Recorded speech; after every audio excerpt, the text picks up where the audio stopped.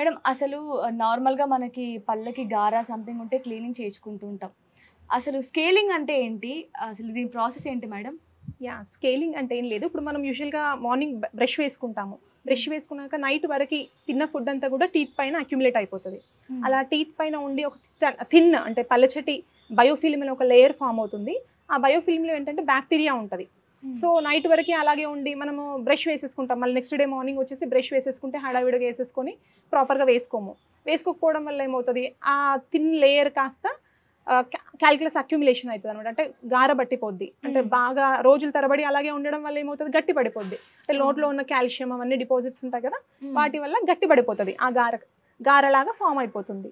So, ఆ గారని మనము తొలగించడానికి స్కేలింగ్ ప్రాసెస్ అంటాము.